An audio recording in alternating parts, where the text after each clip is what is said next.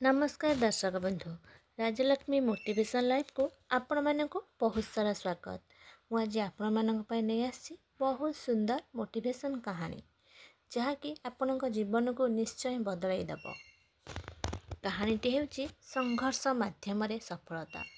किंतु कहानीटी शुणा पूर्व आपण मैंने जदि मो चैनल नुआ आसते प्लीज चैनल को लाइक करेंगे, शेयर करेंगे और सब्सक्राइब करने को आदौ भूलें। पाखे थिबा बेल आइकन को प्रेस करेंगे जहाँद्वारा मो वीडियो प्रथम नोटिफिकेशन आपण मैंने पाइपर। चलतु आज कहानीटी आरंभ करवा। गौरी जड़े साधारण परिवार झील थिले। तांको परिवार आर्थिक अवस्था अत्यंत खराब थिला। तांकर कदापि भल पोशाक किंबा अध्ययन पाई आवश्यक संबल नथिला। किंतु गौरी केबे हार मान नथिले। तांकर स्वप्न थिला जे दिने से एक बड़ कंपनी रे काम करिवे एवं परिवार को एक भल जीवन देवे। तांको परिस्थिति सहित लड़ाई करी गौरी अध्ययन जारी रखिथिले। से स्कूल परे ट्यूशन देउथिले जहा फल से तांको बही किनी पारिबे।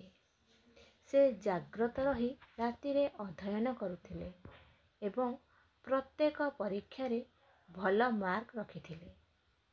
बहु वर्षर संघर्ष परे गौरी एक प्रतिष्ठित विश्वविद्यालय रे छात्रवृत्ति पाइले।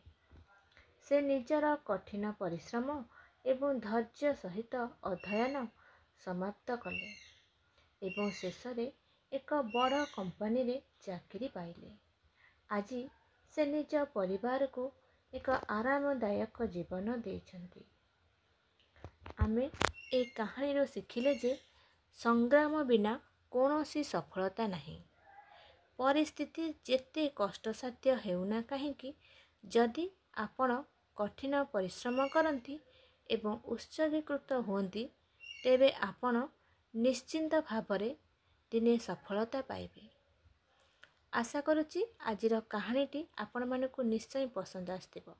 जदि कहानीटी आपण मानकु पसंद आस्थे आपण माने कमेंट करी जणाइबे, लाइक टे करबा को आदौ भूलिबेनी। पुणी देखा हेबो नेक्स्ट वीडियो रे। आपण माने मो कहानीटी को देखुथिबारु आपण मानकु अशेष अशेष धन्यवाद। रहिली जय जगन्नाथ।